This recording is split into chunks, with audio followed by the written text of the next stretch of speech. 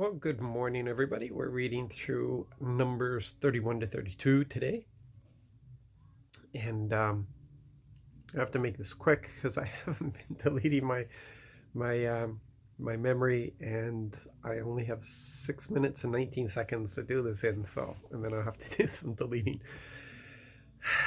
Assuming is going to destroy relationships in our life. It's as simple as that. If you make assumptions about people, it's just going to wreck things. And Moses wasn't a perfect man. He never claimed to be a perfect man, but he was quite a man because of his friendship with Yahweh, and quite a leader under the authority of Yahweh. On his own, we saw what he did on his own. He ended up killing a man. But under the authority of Yahweh, Moses did quite a number of significant things. But in this case, what we read this morning is that he made some assumptions, and we know that Joshua later is going to make some assumptions that will get Israel into trouble for generations to come.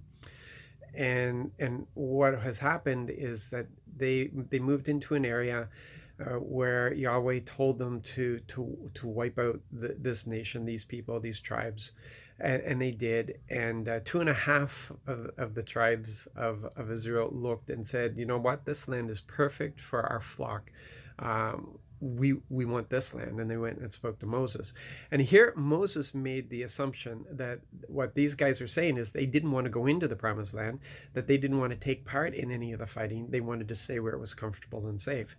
And that was the assumption he made because he didn't ask.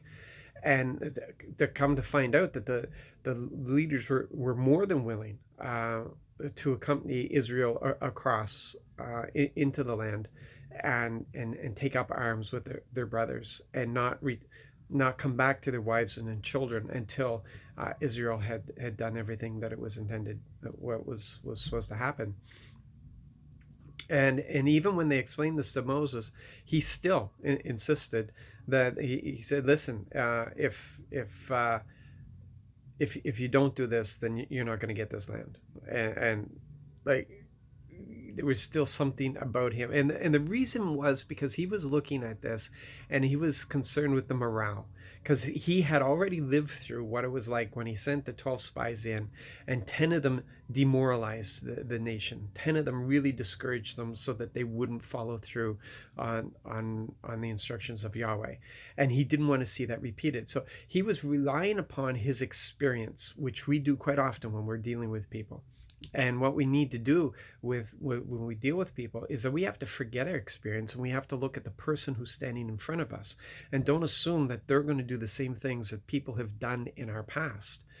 It's so important in building relationships, strong, healthy relationships, that we do not put upon people the errors that the people that we've known in our past have made.